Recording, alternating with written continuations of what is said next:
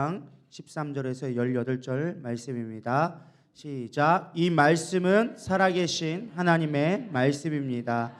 예수께서 빌립보 가이사랴 지방에 이르러 제자들에게 물어 이르시되 사람들이 인자를 누구라 하느냐? 이르되 더러는 세례 요한, 더러는 엘리야, 어떤 이는 예레미야나 선지자 중에 하나이라 하나이다. 이르시되 너희는 나를 누구라 하느냐? 시몬 베드로가 대답하여 이르되 주는 그리스도시요 살아계신 하나님의 아들이시니이다. 예수께 대답하여 이르시되 바요나 시몬아 내가 복이 있도다. 이를 내게 알게 한 이는 혈육이 아니요 하늘에 계신 내 아버지시니라. 또 내가 내게 이르노니 너는 베드로라. 내가 이 반석 위에 내 교회를 세우리니 음부의 권세가 이기지 못하리라. 아멘. 할렐루야. 자리에 앉으셔도 되겠습니다. 우리 이 시간은 우리 말씀을 증거해 주실 목사님을 소개해 드리겠는데요. 우리 김영윤 목사님, 우리 아마 잘 아시는 분들은 아실 겁니다. 해외 선교회 이사장님을 거치시고 지금은 해외 순회 선교사 우리 국내 1호로서 전 세계를 돌아다니고 제가 알기로만 올해만 벌써 13개국 이상을 거의 매달 한 달에 한 번씩 거의 나가시면서 전 세계 열방의 선교사를 세우고 우리 복음을 증거하고 계신 우리 능력 많으신 우리 목사님이십니다. 우리 이 시간 할렐루야로 환영하면서 우리 다 같이 축복하며 환영하도록 하겠습니다. 할렐루야.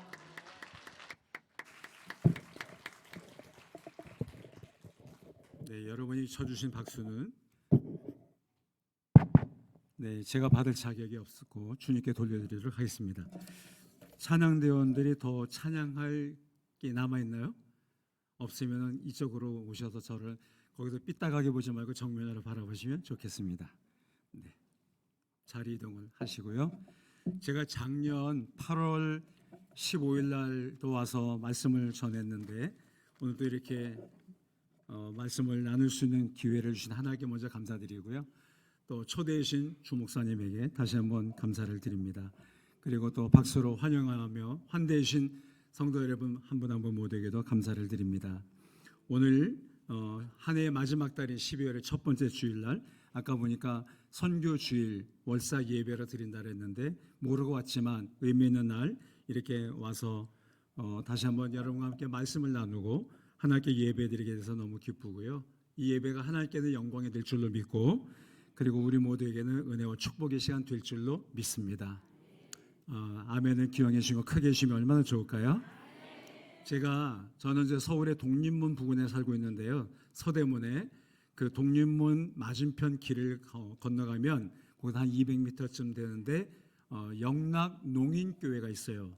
다시 말하면 말을 할 줄 모르는 사람들이 모여서 예배드리는 곳이에요.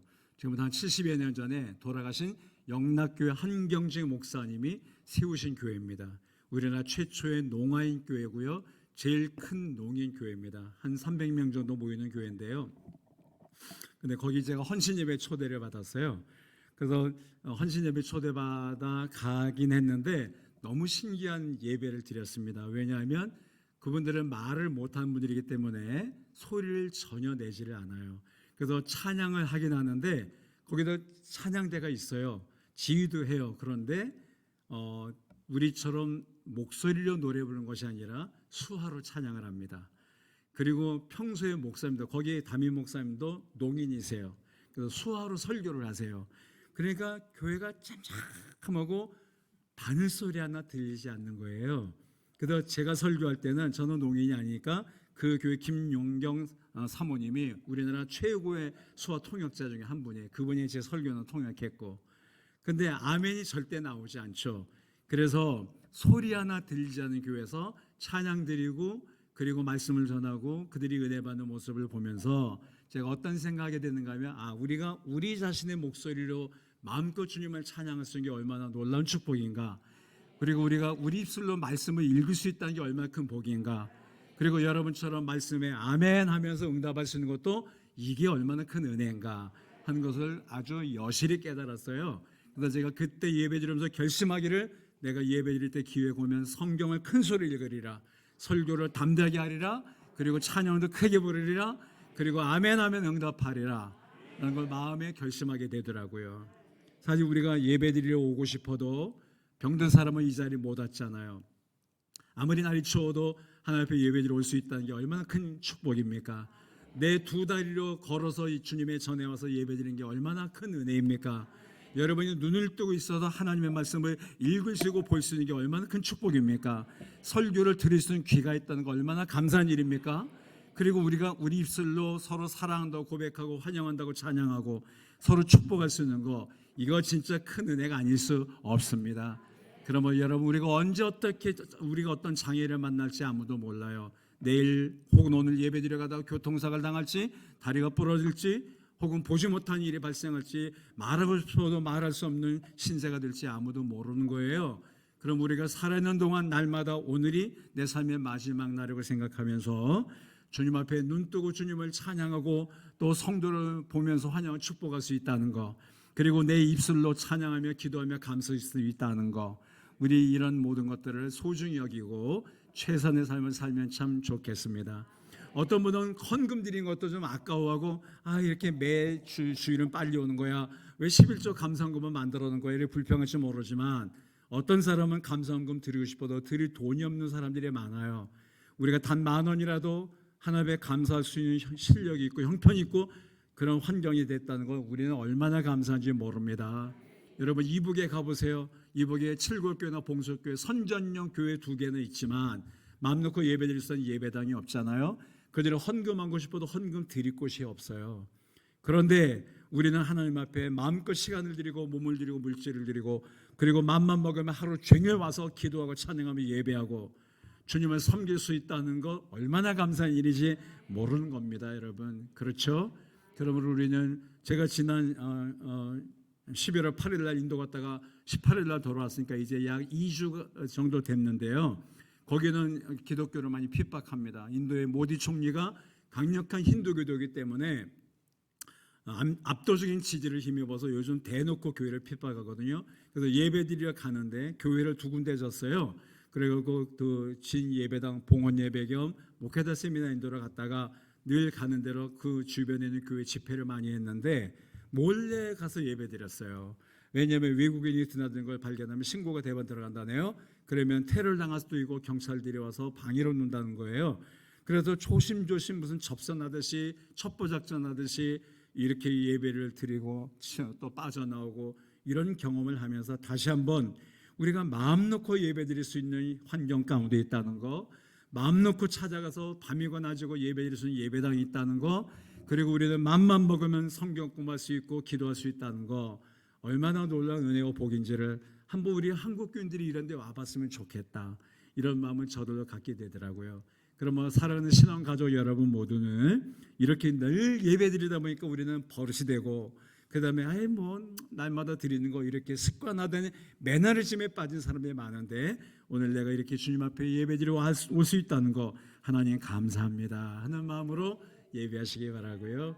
신령과 진정으로 예배한 자를 찾으시는 하나님이 보시기에 기뻐 받으시는 예배자가 되시기를 다시 한번 축복을 드립니다. 아멘. 저는 오늘 조금 전에 읽었던, 그리고 지금 저 스크린에 떠 있는 마태복음 16장 말씀을 가지고 교회의 본분과 사명이라는 제목으로 말씀을 같이 나누고 싶어요. 데살로니가전서 2장 13절에 이러므로 우리가 하나님께 끊임없이 감사함은 너희가 우리에게 말씀을 드릴 때 사람의 말로 받지 아니하고 하나님의 말씀으로 받으니 진실로 이 말씀이 그라도다. 너희 믿는 자 속에 역사한다라고 사도 바울은 말씀했어요. 오늘 제 입술을 통해서 말씀이 선포될 때 김형륜 목사가 하는 설교를 생각지 말고, 오늘 하나님께서 김형륜 목사를 강단에 세우셔서 나에게 저분을 통해 말씀하신다라는 마음으로, 아멘으로, 믿음으로 화답하시기를 바랍니다. 그리고 그냥 한 귀로 흘려버리지 마시고 교회의 본분은 뭘까, 그리고 교회의 정말 진정한 사명은 뭘까 하는 것들을 오늘 말씀을 같이 나누면서 주님의 음성을 듣는 심정으로 들으시기를 축복하고 싶습니다. 아멘. 세상에 존재하는 모든 것은 다 본분이 있습니다. 그리고 주어진 사명이 있습니다. 예를 들면 식당의 본분은 뭘까요? 식당의 본분은 밥을 만들어 파는 거예요. 그 식당 안에서 일하는 주방장의 본분과 사명은 맛있는 식사를 만들어내는 거예요.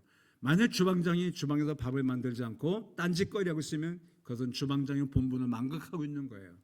배가 고파서 자기네 식당에 밥을 사 먹으러 온 사람에게 밥을 내지 못한 식당의 간판을 내려야 됩니다. 왜냐하면 본분과 사명을 망각하고 있기 때문인 것이죠. 학교의 사명은 뭘까요? 아이들을 데려다가 공부를 가르치 인격을 함양해 주는 거예요. 그 학교에 있는 교사의 본분은 뭡니까? 자기에게 맡겨진 아이들을 정말 자녀를 사랑하는 심정으로 그 아이들이 건강하게 자랄 수 있도록 가르치는 일을 하는 게 교사의 본분이고 사명이에요. 만약 그걸 하지 못하면 그 교사는 더 이상 교사의 직분을 감당하지 못한 것이고 그 학교는 학교의 사명을 망각하고 있는 거예요. 우리나라에는 곳곳에 수많은 그런 크고 작은 병원들이 있습니다. 병원의 본분과 사명은 무엇입니까? 여기저기 병들고 상처받고 아픈 사람들이 찾아가서 그 병을 치료받고 낫게 해주는 게 병원의 사명이고, 그 병원에서 고액의 봉급을 받고 있는 의사의 본분은 자기를 찾아온 환자를 고쳐주는 거예요. 아파서 갔는데 고쳐주지 못하면 의사의 본분을 감당하지 못하는 거고, 그리고 그 병원은 병원이 아닌 것입니다. 문을 닫아야 되고 간판을 내려야 되는 것이죠. 세상에 존재하는 모든 것들은 다 사명이 있고, 그리고 그 안에서 일하는 사람들은 마땅히 지켜야 될 본분이 있는 거예요. 그렇다면 교회의 본분과 사명은 뭘까요? 세상에 지금 전 세계에는 600만 개의 교회가 있다고 합니다. 캐톨릭까지 포함해서 우리나라에만 한 6만 개에 가까운 교회가 있는 걸로 알고 있어요. 뭐 없어지는 것들도 있으니까 정확치는 않지만, 왜 이렇게 많은 교회가 필요한 것일까요? 왜 그 중에 신원 교회가 있어야 되는 걸까요? 여기 오다가도 너무나 많은 교회를 지나쳐 왔습니다. 대전에 정확하게 모르지만 2,000개 이상의 교회가 있을 것 같아요. 왜 이렇게 많은 교회가 있어야 되는 것이며 또 그런 교회가 세워져야만 되는 겁니까? 교회의 본분과 사명이 무엇입니까? 오늘 그것에 대해서 주님은 우리에게 묵상할 수 있도록 본문을 통해서 말씀해 주고 계세요. 본문의 말씀은 13절에 보면 예수께서 빌립보 가이사랴 지방에 이르러 제자들에게 이르되 물어 이르되 사람들이 인자를 누구라고 하느냐라고 질문을 하세요. 가이사랴 빌립보라는 곳은 성지순례 갔다 오시면 알겠지만 가봤겠지만 이스라엘 제일 북쪽에 있는 아름다운 도시예요. 거기는 헬몬산이라는 이스라엘 제일 높은 산에서 눈이 녹아 흐르는 물이 내를 이루고 강이 되는 곳이에요. 단이라는 곳인데 바로 거기에 세워지는 도시가 가이사랴 빌립보 가이사랴입니다. 여기는 살기 좋은 곳이기 때문에 옛날에 예수님 당시에 로마 지배를 받으면서 그때부터 성행했던 판신이라고 하는 우상을 섬기던 신전들이 지금도 신전 모양과 흔적과 터들이 그대로 남아있는 곳이 바로 이 빌립보 가이사랴였어요. 예수님께서 이스라엘 최고 북쪽 도시 살기 좋은 빌립보 가이사랴에 데리고 간 것은 우상이 가득했던 도시에서 주님의 어떤 분인가를 고백을 듣고 싶어서 일부러 데리고 가셨던 것 같아요. 사람들이 나를 누구라고 하느냐. 그러니까 시장에 나가서 사람들을 만나고 얘기를 듣고 어떤 제자들이 이렇게 말합니다. 어떤 사람은 주님 당신을 침례요한이라고 합니다. 어떤 사람은 엘리야나 예레미야나 다른 선자 중에 하나라고 합니다. 그러니까 주님이 원하는 대답이 나오지 않았어요. 그래서 제자들에게 이번에 두 번째 묻습니다. 그러면 너희는 나를 누구라고 하느냐? 만약 주님께서 2022년 12월 4일 이 첫 번째 주일날 김형류 목사가 아니라 이 자리에 와서 말씀을 전하시고 계신다면 똑같이 물으셨을 것 같아요. 신한교회 교우 여러분, 여러분은 나를 누구라 하시오? 예수 믿은 지 짧게는 1년 혹은 3년, 5년, 더 많은 분들 10년, 20년 되신 여러분 모두에게 주님은 동일하게 물으실 것 같아요. 여러분은 나를 누구라고 하느냐? 이게 주님이 가장 묻고 싶었던 질문이에요. 예나 지금이나 주님은 이 질문을 던지고 싶으실 거예요. 여러분은 지금 예배드려 왔는데, 주님의 몸된 교회에 왔는데 우리의 신앙의 대상이고 예배를 받게 합당하신 예수님을 누구라고 생각하세요? 어떤 분이라고 여기세요? 혹은 누군가 여러분의 가족이나 친구나 이웃 가운데, 직장 동료 가운데 당신이 교회 나가는 장로를 알고 있고 권사를 알고 있고 집사를 알고 있는데 예수가 누구시오? 라고 묻는다면 뭐라고 대답하시겠어요? 그때 제자 베드로가 가장 열심히 있던 베드로는 이렇게 대답합니다. 말씀에 16절에 시몬 베드로가 대답하여 이르되 주는 그리스도시요 살아계신 하나님의 아들입니다. 짧은 두 문장이에요. 주님은 그리스도십니다. 그리스도란 말은 직역을 하면 기름 부음을 받은 자란 뜻이고 쉽게 우리식으로 이해하면 구세주시오 이런 뜻이에요. 주님은 구세주시오. 이 세상을 구원으로 오신 구세주시오 살아계신 하나님의 아들입니다 라고 대답했어요. 제 말이 아니라 신학자들의 말에 의하면 복음서에 나타난 신앙 고백 가운데 이것보다 완벽한 고백은 없다고 합니다. 예수 그리스도에 대한 고백 가운데 이것보다 더 잘 고백할 수가 없다라는 거예요. 주님은 누구냐? 주님은 구세주시며 살아계신 하나님의 아들이십니다. 그러니까 너무나 아름다운 고백이 나오니까 주님이 쇼크를 먹으셨어요. 깜짝 놀라셨어요. 무식한 줄 알았던 베드로 입에서 이런 고백이 나오다니. 그래서 17절에 칭찬 같은 걸 하세요. 예수께서 대답하여 이를 때 바요나 시모나, 바른 말은 영어의 산, 아들이란 뜻이에요. 그 요나는 시몬의 아버지 이름이에요. 요나의 아들 시모나. 우리는 보통 베드로로 알고 있지만 베드로라고 설교를 많이 설교자들이 하시지만 그의 본명은 시몬, 사이먼이에요. 사이먼. 이스라엘 사람들은 우리와 다르게 이름만 있고 성이 없어요. 우리는 김형륜, 김씨, 혹은 이원영, 이씨, 혹은 주입은 주씨, 뭐 강씨, 최씨, 박씨, 오씨, 윤씨, 고씨만 있잖아요. 이스라엘 사람들은 성이 없어요. 그래서 누군가를 말할 때는 항상 그 아버지 이름은 성처럼 되게 돼 있어요. 아미떼의 아들 요나에게 여호와의 말씀이 임하매 가라사대 세베대의 두 아들 야고보와 요한을 불러 이르시되 이런 식으로 요나의 아들 시몬에게 이르시되 주님이 말씀하신 거예요. 이것을 너에게 네가 복이 있구나. 네가 복이 있다. 어떻게 네가 이런 걸 알았니? 이런 고백 어떻게 할 수 있어? 내가 복이 있구나. 이것을 너에게 알게 하는 이는 혈육이 아니라 네 아버지가 아니라 하늘에 계신 내 아버지시다 라고 말씀을 하세요. 그러면서 오늘 본문의 골자며 제가 좀 강조하고 싶은 18절 말씀을 하신 거예요. 우리 18절 말씀은 중요하니까 한 번 더 읽어볼까요? 시작. 또 내가 네게 이르노니 너는 베드로라. 내가 이 반석 위에 내 교회를 세우리니 음부의 권세가 이기지 못하리라. 아멘. 너는 베드로라. 즉 시몬에게 붙여진 별명이에요. 헬라어로 정확한 말은 페트로스예요. 페트로스는 단단한 차돌명이란 뜻이에요. 차돌이 돌 중에 제일 단단하잖아요. 그래서 우리 어릴 때 완구 갖고 가난했으니까 갖고 놀 게 없을 때 돌멩이 내까지 주워다가 돌끼리 부딪혀서 막 돌 깨트리 상대방 돌 깨트리고 이런 놀이 했어요. 50세대 이상은 다 경험 있으시죠? 그때 제일 센 돌이 차돌이에요. 차돌은 단단하기 때문에 다른 돌을 깨트려요. 근데 너는 이 신앙 고백한 너를 보니까 너는 차돌같이 단단하구나. 페트로스, 베드로라고 하라. 너는 내가 이 반석 위에, 반석은 페트라예요. 반석도 돌인데 페트로가 단단하지만 움직일 수 있는 바이라면 반석, 페트라는 저 계곡에 가면 있는 널찍하게 펼쳐진 큰 바위를 가리키는 거예요. 예수 그리스도 자신을 가리켜 반석이라고 페트라. 그래서 성주를 갈 때 요론에 가면 페트라라는 그런 고대 도시를 방문하죠. 어마어마한 멋진 바위에 신전도 새겨놓고 뭐 여러 가지 것들이 있는 곳. 그런데 이 반석에 주님이 뭘 세우겠다고 말씀하세요? 내 교회를, my church. 주님이 그냥 교회가 아니라 내 교회를 세우겠다.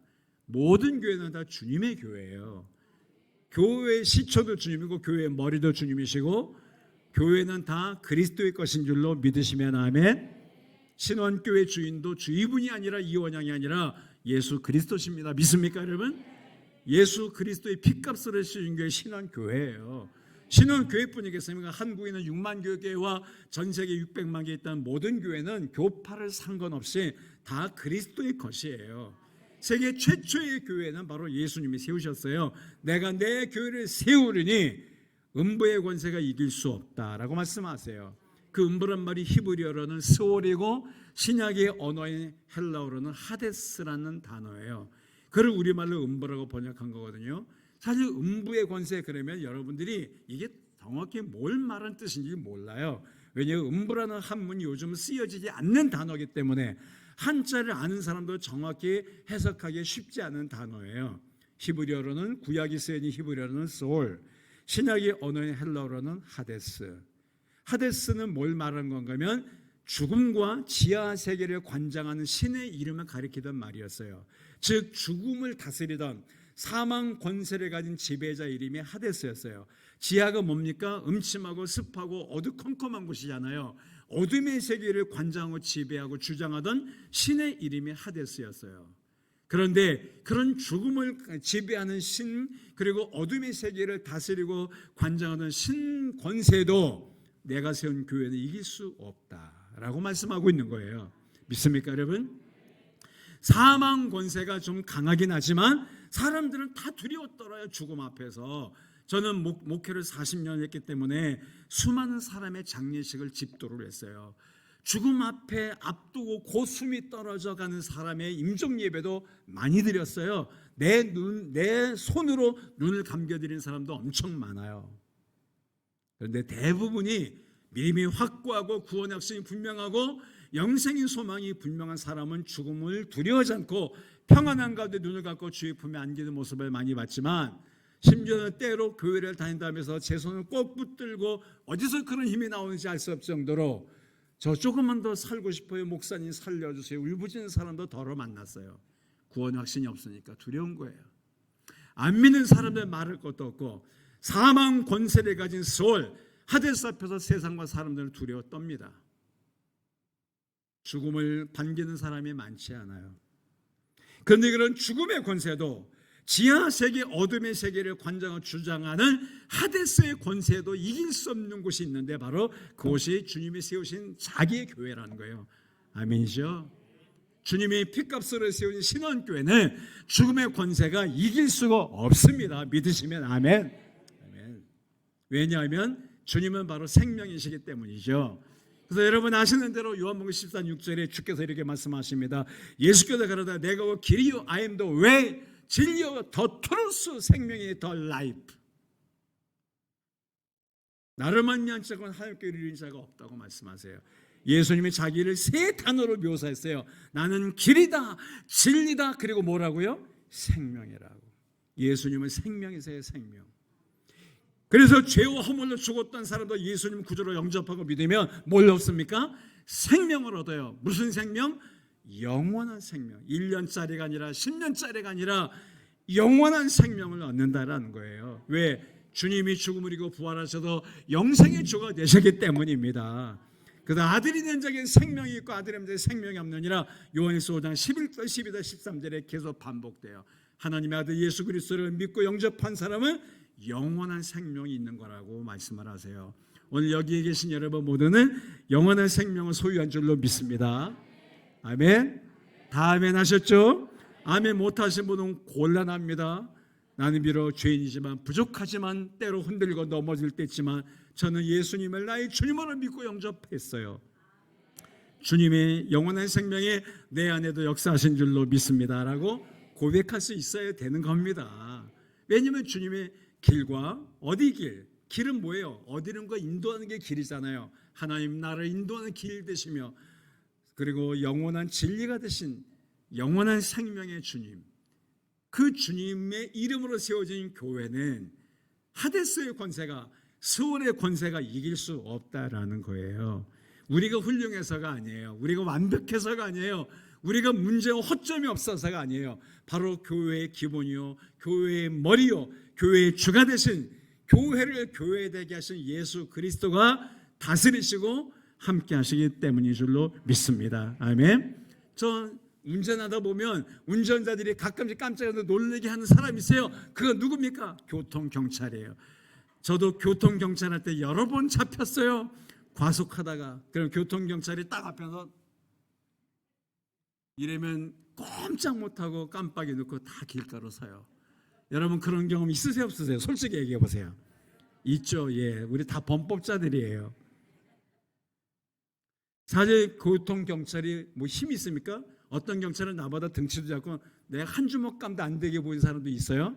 그런데 경찰이 딱 말하고 그러면 꼼짝 못하고 차들이 서야 돼요. 경례 딱 붙이고 면허증 주시오. 그러면 다 내줘야 돼요. 면허증 없는데요? 이런 사람 없어요.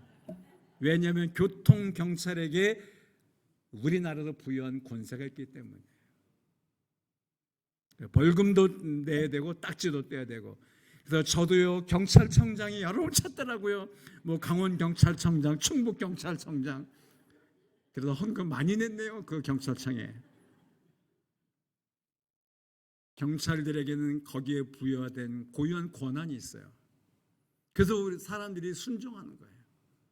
마찬가지로 우리 자체는 연약하지만 아직도 죄를 있지만, 그래서 유명한 종교개혁자 마르틴 루터는 말하기를 우리는 구원받은 죄인이다라는 표현을 해요.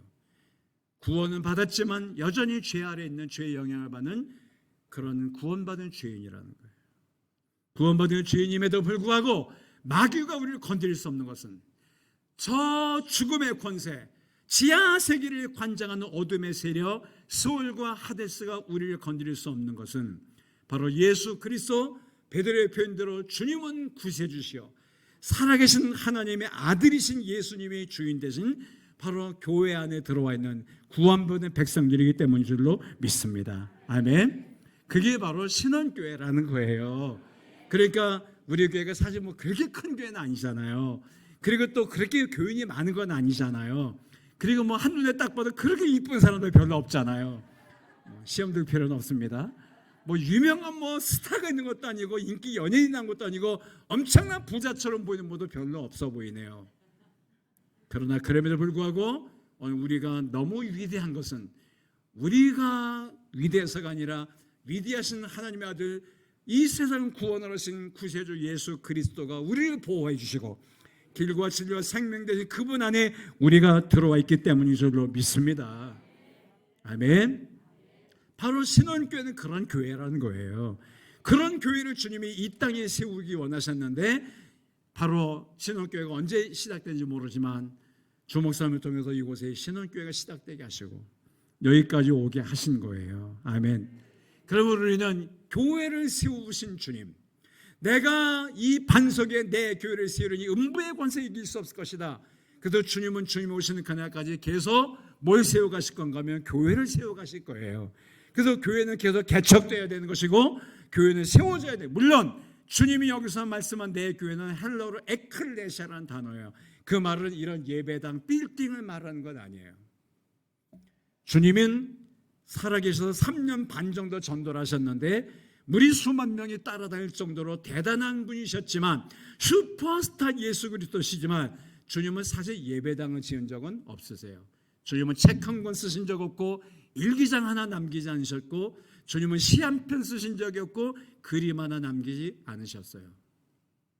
후대의 사람들이 예수 그리스도를 기념하느라고 무슨 선교집도 내고 간증집도 내고 그림도 그리고 음악은 만들었을 망정 주님 자신이 직접 예배당을 짓거나 책을 쓰거나 하시진 않았어요. 그러나 주님이 세상에 딱 하나 세우신 것이 있는데 바로 교회예요. 내 교회 에클레시아. 주님은 병원을 세우신 적도 없고 학교 미션스쿨을 세우신 적도 없고 양로원을 세운 적도 없으세요. 사회사업단체 심지어 선교단체를 세운 적도 없으세요. 예수 그리스도 그분의 관심은 딱 하나밖에 없었어요. 교회. 오직 내 교회를 세우리니 소울의 권세가 하데스의 권세가 건드릴 수 없다. 이길 수 없는 교회를 세우겠다라고. 그래서 교회가 소중한 거예요. 세상에 크고 좋은 병원도 많고 유명한 학교도 많고 그리고 귀한이라는 봉사단체, 선교단체도 많지만 아무리 그것들이 중요하고 귀한이라도 교회보다 중요할 수는 없어요. 왜냐하면 예수 그리스도는 오직 교회만 세우셨기 때문에. 믿습니까 여러분? 한번 저를 따라서 합니다. 예수 그리스도는 세상에 교회를 세우셨다. 물론 이 교회는 건물을 말하는 건 아니라고 이미 말씀드렸어요. 구원받은 사람들의 공동체, 예수님을 주님으로 믿고 살아계신 하나님의 아들로 고백하는 신앙을 가진 사람들의 모임, 구원받은 사람들, 형제 자매들, 지체들의 모임, 공동체 커뮤니티를 세우셨어요. 그러나 그렇다고 그러면 예배당은 필요 없나? 그렇지 않아요.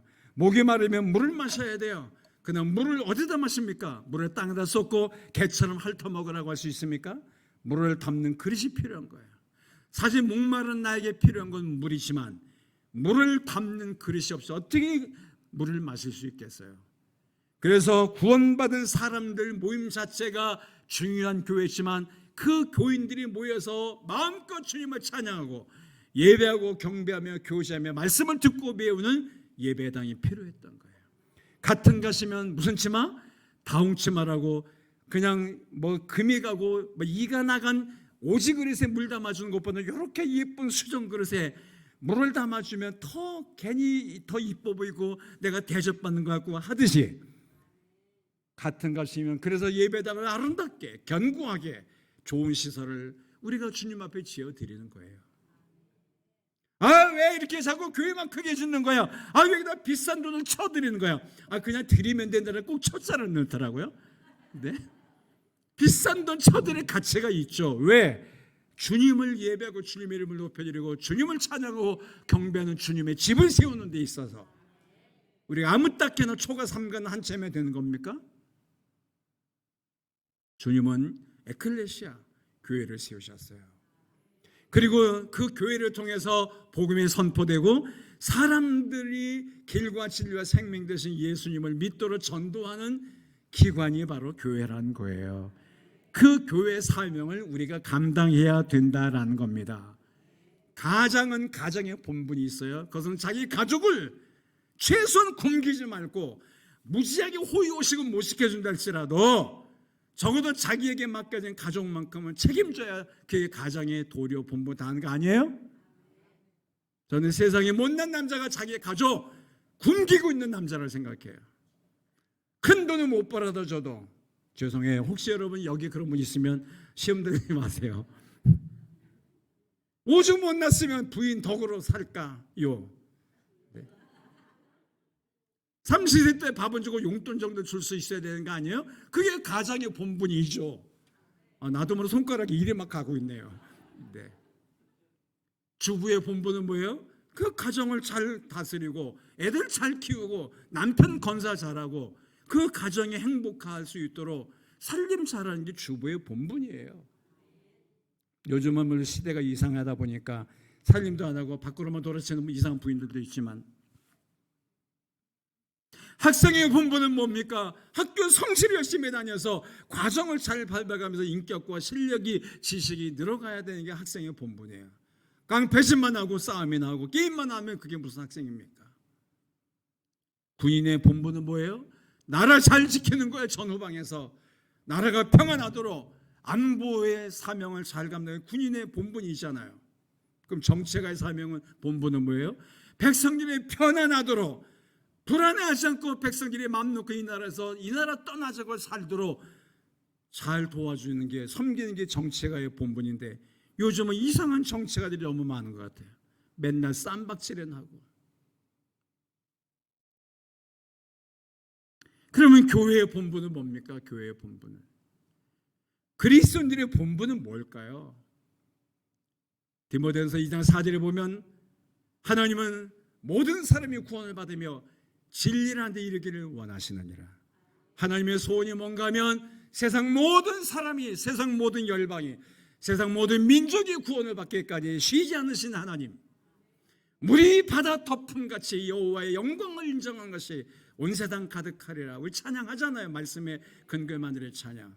하나님의 소원은 온 세상이 구원받는 것이며 한국 사람뿐 아니라 일본 사람도 중국 사람도 러시아 사람도 아프리카 사람도 저는 올 6월에도 아프리카 갔다 왔습니다만 유럽 사람도 전 세계 모든 나라 모든 백성 모든 열방이 다 구원자로 하나님 아들로 이 땅에 오신 예수를 믿고 구원받는 것, 그것이 바로 하나님 아버지의 소원인 줄로 믿습니다.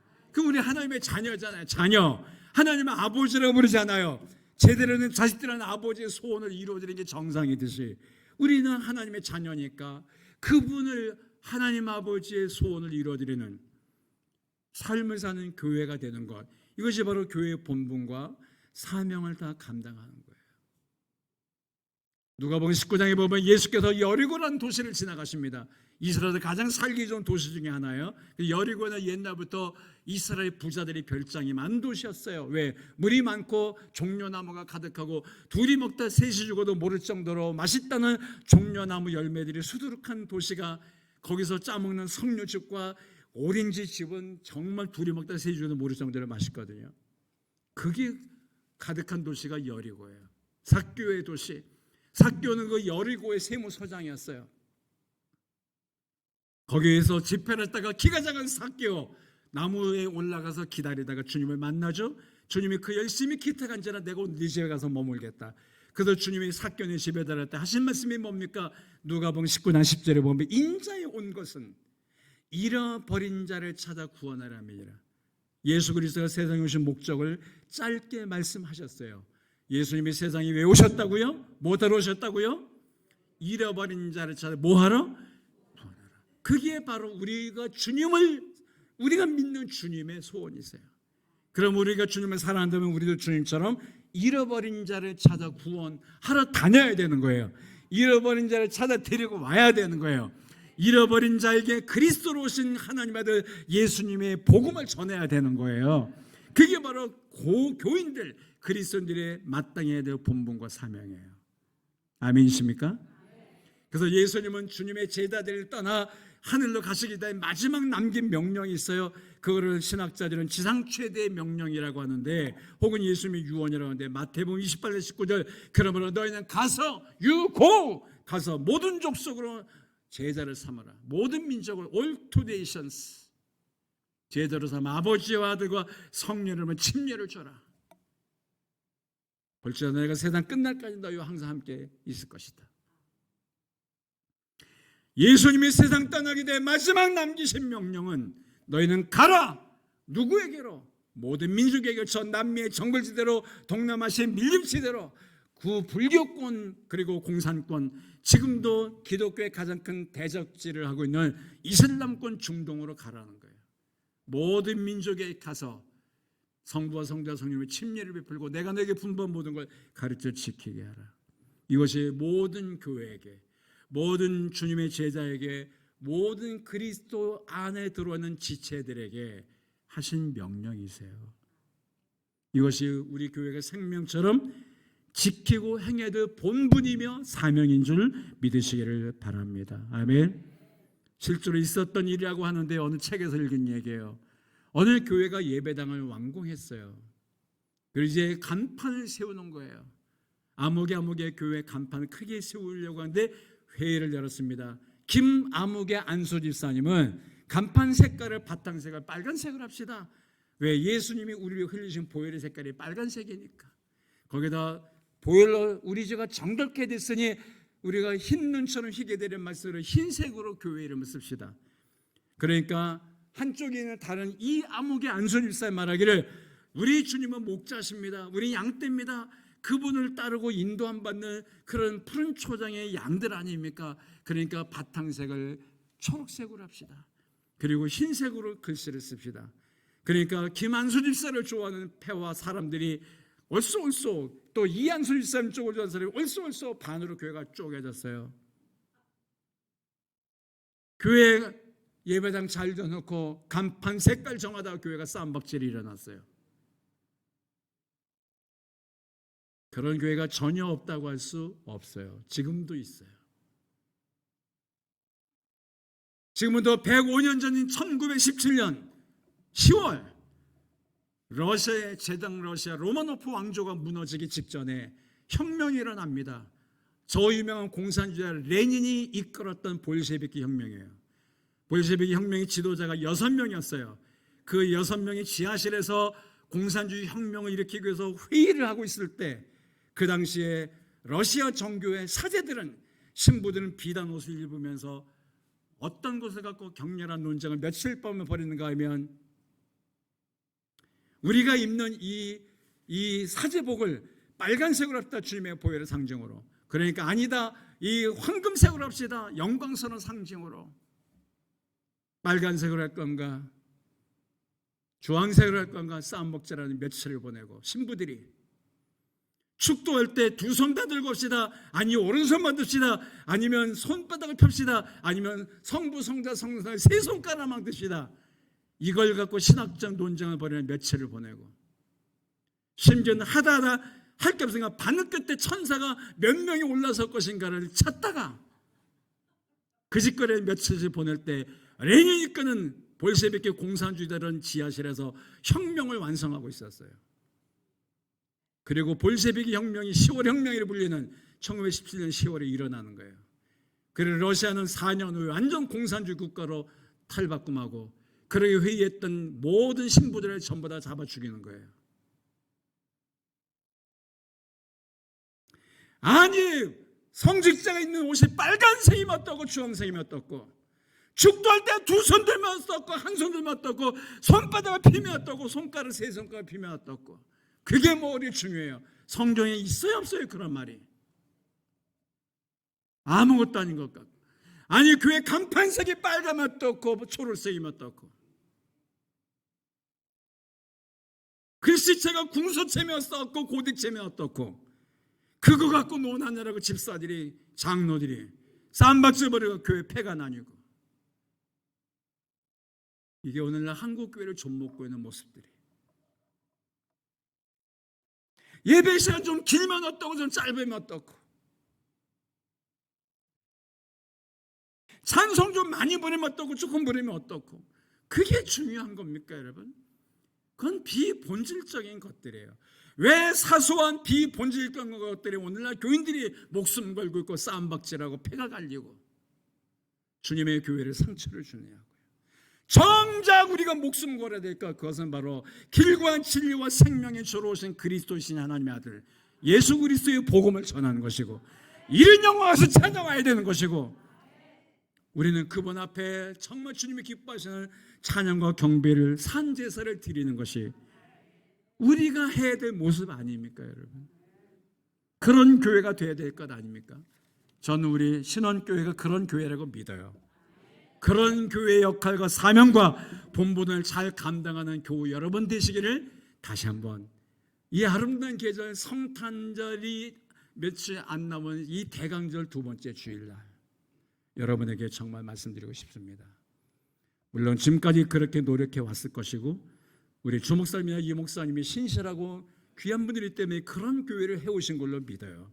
그러나 앞으로 주님이 언제 오실지 모르지만 내 교회를 세우기 원하셨던 주님, 음부의 권세, 죽음의 권세, 지하세계를 관장하는 어둠의 영이 지배하는 그런 권세가 건드려서는 생명의 공동체와 같은 교회가 되려면 정말 하나님의 소원, 모든 사람이 구원을 받으며 진리에 이르기를 원하시느니라. 인자가 온 곳은 잃어버린 자를 찾아 구원하러 왔느니라. 너희는 가서 모든 민족을 제자로 삼아라.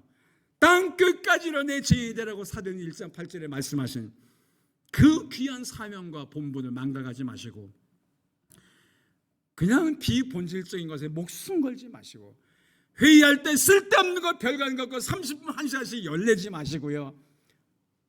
정말 주님이 원하시는 게 뭔가를 찾아가시고 주님의 뜻을 이루어드리는 주님의 기쁨 되는 신원교회가 되기를 주의 이름으로 축복하고 싶습니다.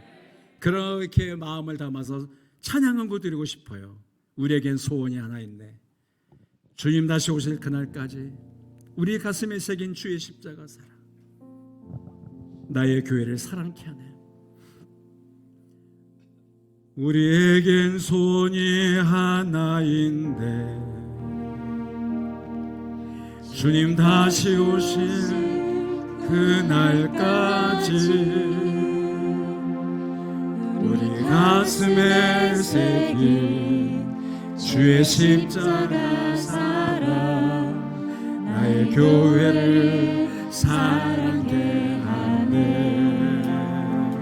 주의 교회를 향한, 주의 교회를 향한 우리 마음, 희생과 포기와 가난과 고난, 하며 죽음조차 우리 막을 수 없는 우리 교회는 이 땅에 이만 교회를 예배되게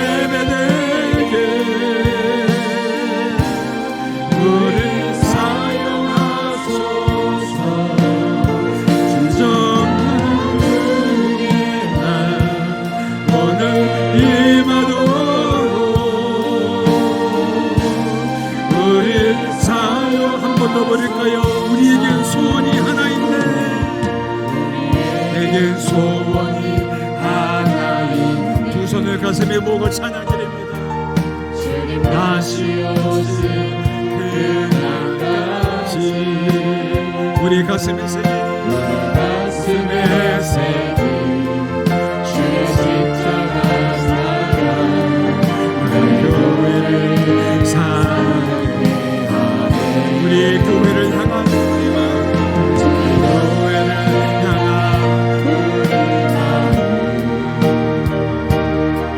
이제와 포기와 가난과 고난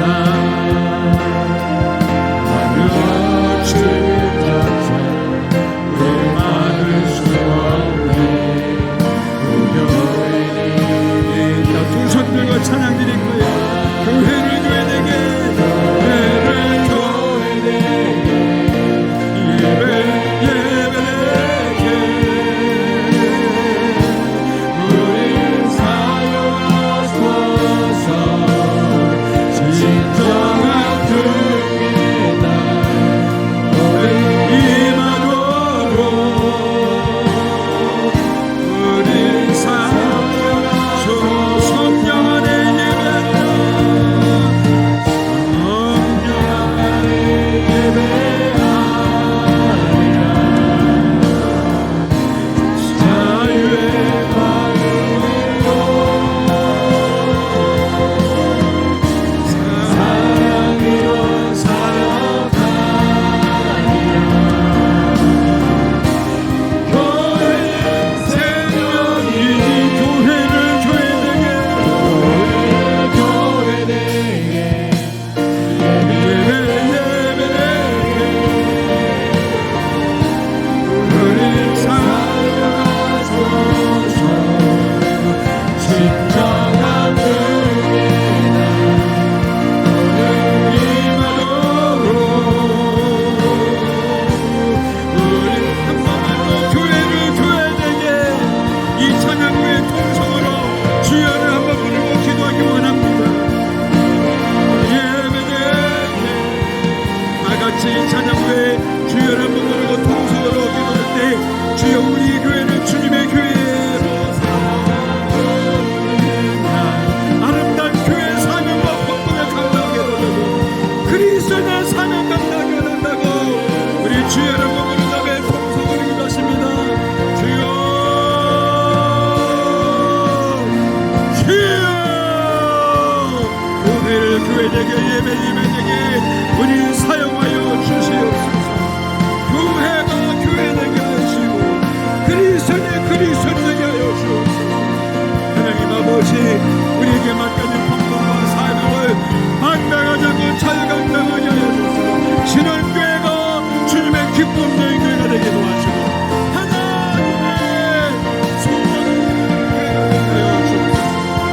하나님, 우리 신원교회가 이 마지막 때 주의 믿으실 그날까지 빅답스로 세워진 교회로서의 사명을 보여주고 내가 내 교회를 세우는 영광의 권세이지 못할 것이라 말씀과 같이 생명의 공동체, 구원의 공동체, 전도와 상대의 공동체가 되게 해주옵소서.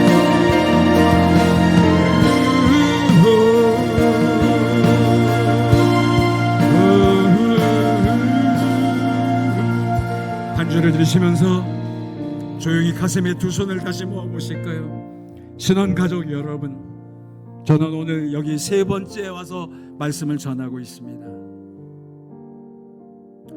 신원교회는 어떤 교회입니까? 잃은 영혼을 찾고 있는 교회인가요? 하나님의 마음으로 전도와 선교에 힘쓰고 있는 교회인가요? 인자건 곳은 잃어버린 자를 찾아 구원하러 왔다는 주님의 그 비전에 동참하고 있는 교회인가요? 땅 끝까지를 내 증인이 되라는 주의 성령의 음성에 민감하게 반응하는 교회신가요? 너희는 가서 모든 민족을 제자로 삼으라, 침례를 베풀고 내가 너에게 분부한 모든 걸 지키라는 그 주님의 지상 최대의 명령에 순종하고 있는 성도들의 공동체인가요? 주님이 애초에 세우기 원하셨던 교회, 꿈꾸셨던 교회, 주님이 디자인하셨던 교회, 그 교회의 모습을 신원교회는 갖고 있나요? 너희는 나를 누구라고 하느냐라고 제자들이 물었을 때 베드로가 주는 그리스도시요 살아계신 하나님의 아들입니다라고 고백한 것 같이 분명한 신앙 고백을 갖고 가족과 이웃과 동료와 친구들을 주께로 초청하고 교회로 인도하는 생명 공동체 교회이신가요? 하나님, 우리 교회가 그런 교회 되게 해주세요. 제가 부족하지만 그런 본분과 사명 감당하게 해주세요. 원하신 분들은 눈을 감은 채로 조용히 오른손을 한번 들어보실까요? 주님, 제가 비록 부족하지만 전도하기 원합니다. 가족에게 복음을 전해 그들을 찾아오기 원합니다. 내게 맡겨진 사명을 직장과 학교에서 일터에서 이웃에서 감당하기를 원합니다. 성령님 도와주세요. 우리 교회가 주님이 보시기에 합당한 교회, 사람 보기 좋은 교회가 아니라 주님의 손이 이루어지는 교회 되기를 원합니다. 이 일에 저를 사용해 주십시오. 원하시면 왼손도 한번 들어보실까요? 오 사랑의 주님, 여기에 말씀에 응답하며 순종하는 삶을 살기 위해 손을 든 주의 백성들이 있습니다. 저들의 손을 잡아주시고 저들에게 맡겨준 본분과 사명을 주님 오시는 그날까지 잘 감당하도록 성령의 능력과 권세로 함께하여 주시옵소서. 신원교회가 주의 핏값으로 세워진 아름다운 교회임을 잊지 말게 도와주시고 주님의 뜻을 이루어드리는 교회가 되게 하여 주셔서 주님 앞에 섰을 때 잘했다 착하고 충성된 종들아, 내가 네게 많은 걸 맡기겠다는 칭찬받기에 합당하는 교회가 되게 하여 주시고 죽도록 충성한 자에게 씌워진 생명의 멸류관 받기 합당한 교우들이 다 되게 하여 주시옵소서. 특별히 세상에 많고만 교회 있지만 신원교회로 불러주셔서 한 가족 되게 하신 것을 감사합니다. 우리 교회를 더욱 사랑하게 도와주시고 주목사님 이목사님을 중심으로 똘똘똘 뭉쳐서 주님께 받은 사명을 본분을 감당할 수 있도록 역사하여 주시옵소서. 오늘 주의 백성들이 감선금과 11조를 드리며 선경금과 월상님을 드리며 주일 헌금을 드렸습니다. 드려진 각종 헌금을 기뻐 받아주시고 저들이 주님 앞에 올 때 더 많은 걸 드릴 수 있도록 하늘의 문 여시고 물권도 허락하여 주시옵소서. 그리고 뿐만 아니라 기도한 것마다 응답받게 도와주시고 무엇보다 영원 구원 열매가 많이 맺어지도록 저들을 사용하여 주시옵소서. 이젠 이 예배를 통해서 영광 받으신 예수 그리스도의 은혜와 우리를 자녀 삼으신 하나님 아버지의 극진하신 사랑과 성령의 감동과 감화와 역사심과 인도하심이 아름다운 신원교회 위에 두 분 목사님 위에 재직과 권속들 위에 어린 유아들이까지 사랑하는 모든 백성들 위에 저희들의 가정과 사업장과 범사 위에 가장 좋은 것으로 함께하여 주시옵기를 만복의 근원 되신 예수 그리스도 이름으로 축복하며 기도하옵나이다. 아멘.